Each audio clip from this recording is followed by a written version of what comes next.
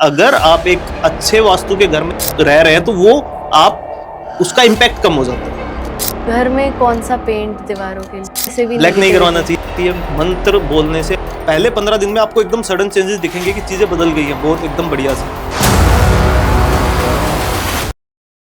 घर में कौन सा पेंट दीवारों के लिए सबसे बढ़िया पेंट मैं बताता हूँ आपको, क्रीम कलर या white colour, of cream colour ये करवाने चाहिए। ये आपको पॉजिटिव वाइब्स भी देंगे और नेगेटिविटी को दूर रखते हैं। तो हैवी कलर मत करवाइए, कोई भी हैवी कलर मत करवाइए। तो ये सोचना ही नहीं है कि घर में ब्लू करवाना है, यहाँ पे इस डायरेक्शन में ये अच्छा है, इसमें कुछ नहीं सोचना। एक सिंगल कलर आपने करवाया तो कोई दिक्कत नहीं। और ब्लैक को तो लोग वैसे भी ब्लैक नहीं negativity- करवाना चाहिए। ब्लैक में आपने साइंस में तो सीधा पढ़ा होगा कि ये क्या करते हैं कि कलर का एब्जॉर्प्शन और उनको Absorption, डाइवर्सन, ये सभी चीज। तो इसकी वजह से ब्लैक कलर नहीं रखना चाहिए, ना ज्यादा पहनना भी नहीं चाहिए। ठीक मैं है। खुद भी पहनता हूँ लेकिन नहीं पहनना चाहिए। ब्लैक बहुत पहनते हाँ जी। हुए अच्छा लगता है। तो कोई ऐसी कहानी जो आपने खुद देखी हो कि जिन्होंने वास्तु का करा है और उसके बाद उनकी लाइफ चेंज हो गई है या कुछ सारा? क्योंकि एक पर्सन जिसने देखा है कि इससे बदलाव उनकी जिंदगी में आया है, उनको रिजल्ट्स अच्छे मिले, वो अगर किसी को दूसरे को बोले तो सामने वाला समझता भी है। उसका रिलेटिव को बता रहा है तो वो सही बात ही बताएगा, घुमा फिरा के बातें नहीं करेगा। तो इस तरीके से काम करने में भी हमें भी मजा आता है कि जब भी किसी घर में कोई करेक्शन किया उसके बाद उसका फोन आता है कि सर यहाँ पे हमें बदलाव हुआ है। तो बदलाव एकदम इंस्टेंटली दिखता है कुछ या जगह पे इंस्टेंटली दिखता है कि अगर आपने एक मेजर वास्तु दोष क्रिएट कर रखा था उसको रिजोल्व किया तो आपको इंस्टेंटली, मैं जितनी भी जगह पे मैंने वर्क किया है तो फर्स्ट 15 डेज में आपको बहुत ज्यादा सडन चेंजेस दिखेंगे। लोग बोलते हैं कि धीरे धीरे आते हैं, ऐसा नहीं है।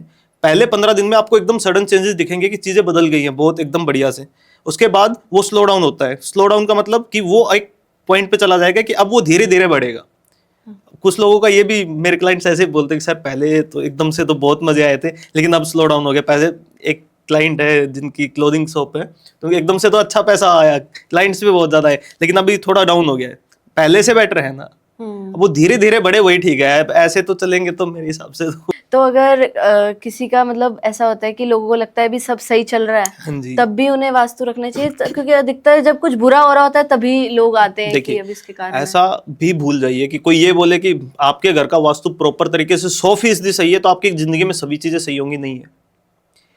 कुछ पार्ट आपका, ये समझिए कि एस्ट्रोलॉजी, मैं खुद इस चीज में कनेक्टेड नहीं हूँ, मुझे ज्ञान है पूरा लेकिन मैं कनेक्टेड नहीं हूँ। मैं सिर्फ वास्तु की ही एडवाइस देता हूँ लोगों को।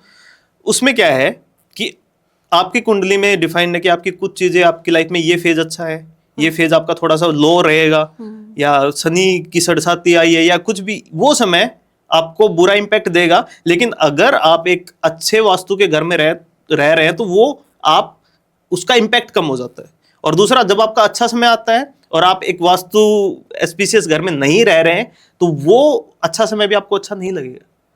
तो ये बेटर जो टाइम है उसको एंजॉय करने का आपको वे देता है कि आपको एक घर ऐसा बनाना है कि जहाँ पे आपका अच्छा समय आए तो कम से कम उसको अच्छे से जी पाए, और बुरा समय आए तो इतने हाई इम्पैक्ट ना रहे।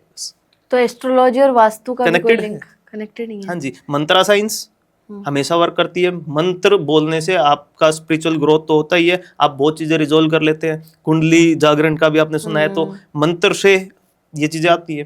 तो हवन भी, मैं स्टार्टिंग में बोल रहा था, वास्तु पुरुष की पूजा भी कर रहे होते हैं, तो सभी जगह मंत्र का बहुत बड़ा रोल है। एस्ट्रोलॉजी का रोल क्यों बता रहे हैं? क्योंकि एस्ट्रोलॉजी में कौन से देव को कौन से ग्रह को कौन सी लोकेशन प्रोवाइड की जाती है, उनको कौन सा स्थान देना होता है, ये कनेक्टेड ही है चीजें सारी। तो अब जैसे कुंडली की बात है तो अब तो जो यंग जनरेशन है वो शादी से पहले कुंडली वगैरह मैच करने में नहीं मानती है। ऐसा कुछ नहीं है, अभी भी आपको नहीं पता, अभी तो ज्यादा मानने लगे लोग। हाँ, तो अगर जैसे कुछ लोग होता है जो नहीं मानते, हमारे यहाँ कहते हैं कि जैसे लव मैरिज होती है तो वो कहते हैं कुंडली नहीं देखते, अगर फिर नहीं हुआ तो फिर कैसे करेंगे? फिर लॉन्ग टाइम के लिए उनको लाइफ अच्छी जीनी है तो मिलान करके चलना चाहिए।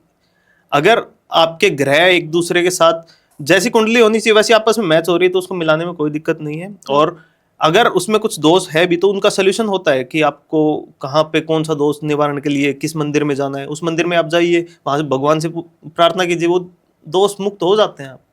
या फिर ऐसा बोल दिया कि आपको यहाँ पे इस मंदिर में आपको भोग लगाना है, कुछ भी कर सकते हैं ऐसे।